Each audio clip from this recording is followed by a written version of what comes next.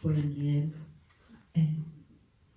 Que ahora reeditan nuestras amigas Dafne Pidemún y Leticia Hernando, El proceso de gestación de Si es puñal que me mate.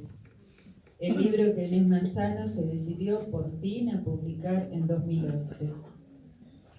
El libro iba en principio a tener un título un poco más largo. Se iba a llamar Si es puñal que me mate, si es música que me bese. El aparente oxímoron revelaba, sin duda, los dos aspectos que cobran vida en el libro y que también señalo en el prólogo: la ternura o la dulzura de la música y la fiereza del puñal. Y digo aparente porque ambos son partes de un mismo gesto categórico: el atrevimiento profundo a las emociones. Inés era así, de no andarse con chiquitas, de llegar hasta la médula. Así ha quedado grabada en nuestro recuerdo, así la recordaremos siempre, sin olvidarnos por eso que en su vida había también risas, camaradería, humor, el amor por las cosas bellas, la disposición permanente a dar una mano, un gesto de amistad, lo que hiciera falta. Les prometía también en el prólogo que siempre es posible entrar a su obra desde un lado distinto, como ocurre con los libros buenos. En esta relectura, por ejemplo, encontré otros poemas, la poesía sensual, los poemas de amor, su voz apasionada, la que dice las palabras obscenas, la que le pide al amante que la lleve prendida, en donde nace el desgarro de su voz, que llora de placer, que se da de comer como una alondra. El libro resultó también un testimonio de la amistad de los que la rodeábamos. No recuerdo todos los lectores atentos que lo revisamos antes de su publicación, en una clínica itinerante que duró, creo, alrededor de un año. Mientras el libro pasaba de una mano a otra, nos ganaba la impaciencia. Ahora lo está leyendo María. Ahora lo está revisando Celia, decía. No eran dilaciones, como se hubiera podido pensar. Simplemente se estaba tomando su tiempo. Escuchaba atentamente lo que cada uno tenía que decirle y modificaba solo aquello que consideraba que había que modificar. Eran ajustes bellos e inteligentes, de un profundo compromiso con la palabra. Ante mi reclamo me contestó un día: y bueno, Lidia, es el único libro que voy a publicar. Supongo que le dije que no estuviera tan segura, que quizás nuevos poemas encontrarían nuevos libros, que una vez editada quizás se iba a dejar tentar de nuevo. Ella solo sonrió. Ignoro cuánto sabía acerca del futuro. Cuán errado le habrá parecido mi comentario. No sé, simplemente sonrió. Les cuento estas cosas porque me imagino que todos ustedes que asisten a la reedición del libro no están esperando, por lo menos de mí, que haga un comentario académico sobre si es puñal que me mate. Esperan que mis palabras configuren un milagro pequeño, que yo tenga la magia de hacerla presente. Pero si hay magia, y la hay, es que ella no ha dejado nunca de estar presente. No se trata ni de llantos nostálgicos ni de hechicerías, quizás, sino del poder de la presencia de un ser extraordinario que hemos decidido dejar vivir entre nosotros como un lar familiar.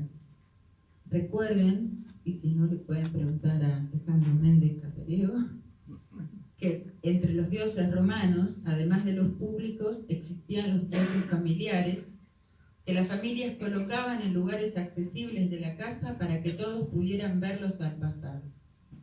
Si este libro está llamado, como su autora, a presidir una familia, podríamos preguntarnos: ¿qué familia es esta? ¿A cuántas tribus dispersas ha logrado reunir? ¿A cuántas más hubiese logrado reunir si la muerte enamorada no se la hubiera llevado? En fin, que la ilusionista se ha marchado, pero han quedado sus palabras en este libro, que ojalá tenga el poder de convocar no solo a quienes la conocimos, sino a quienes no tuvieron la suerte. La pasión de Inés por la poesía no solo estaba puesta en su propia escritura, sino también en la difusión de la obra de otros. Y si bien la frase amaba extremadamente la poesía y a ella dedicó su vida, puede ser escuchada como un lugar común, yo les digo que no es nada común ese lugar. Dice Adorno que un ser humano que no sea acosado constantemente por una presencia violentamente consumadora es una persona sin destino. Tanta dedicación exige el arte al que se entrega a él, al que se hace su instrumento. La apasionada entrega es la que hace posible que la poesía de Inés se mantenga viva, que hable por nosotros, que con su voz nos atrevamos a decir: si es puñal, que me mate; si es música, que me bese. Gracias.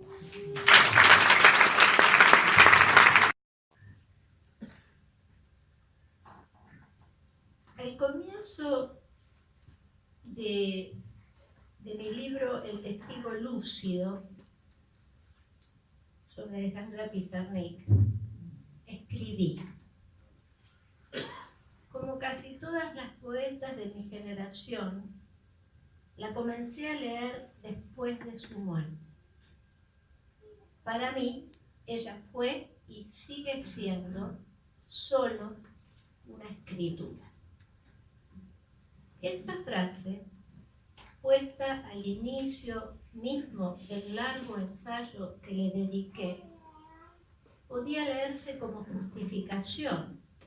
Hay muchas cosas que no podré decir de ella porque no la conocí. Pero yo la utilicé como provocación.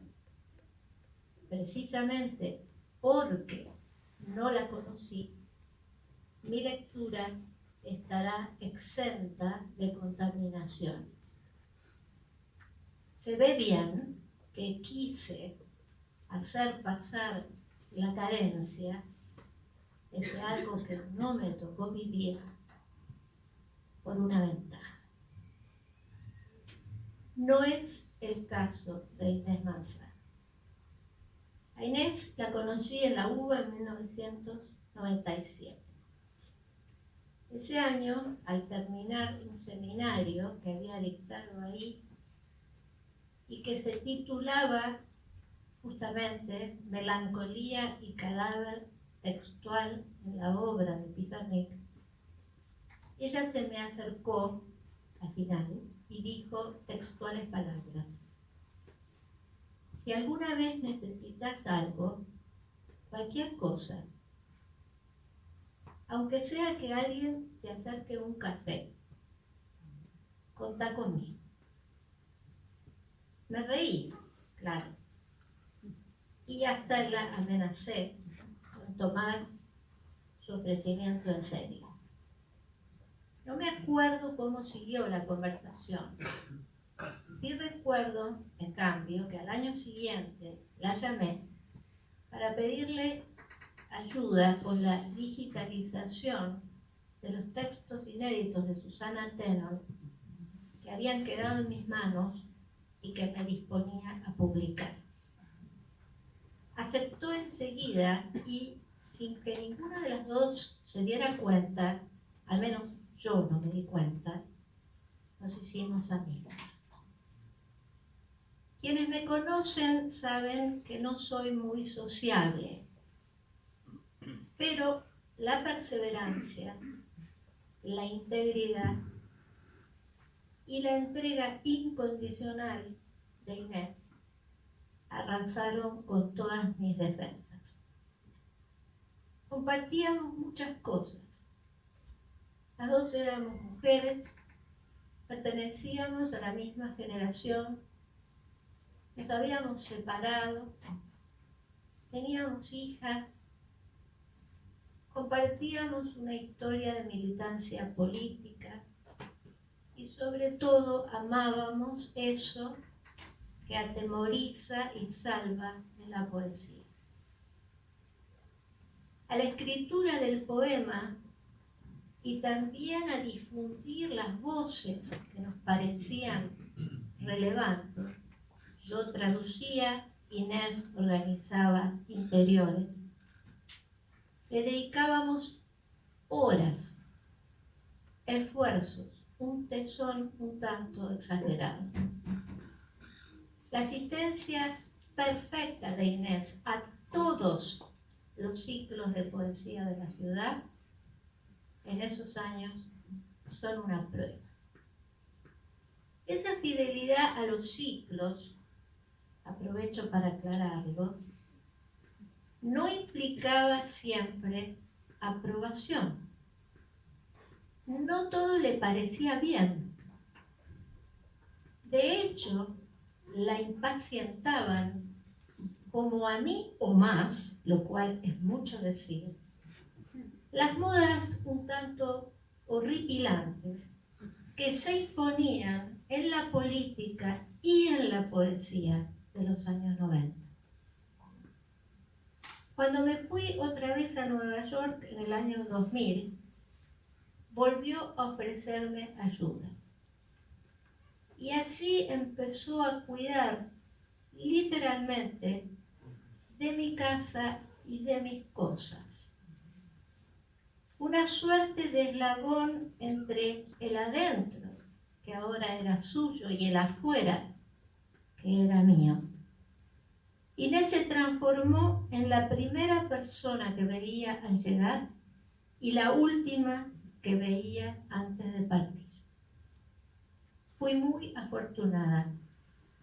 No cualquiera tiene un privilegio así. Hoy Inés ya no está, al menos no físicamente. Pero en cambio tenemos en las manos su pequeño y enorme libro. Una suerte de selección natural de las bifurcaciones de su voz, de los itinerarios de su amor y de su rebeldía. Escuché los poemas de Si es puñal que me mate varias veces. Digo bien, los escuché en mi casa, sentada en un sillón, mientras ella los decía de memoria. También los escuché una tarde en una galería de arte de Esperanza en Santa Fe, a donde nos había invitado Sergio Luis, que está aquí, y donde leímos juntas. Después, cuando apareció el libro en su primera edición, esos mismos poemas me sobresaltaron. En la página, los versos cobraban consistencia, se volvían punzantes o nítidos como el puñal del título. La realidad que ellos registraban tenían el hábito feliz de nunca diluirse en obviedad. Inés sabía, podríamos decir, que se escribe en los pliegues de los hechos. Se reposa solo en aquello que se pierde.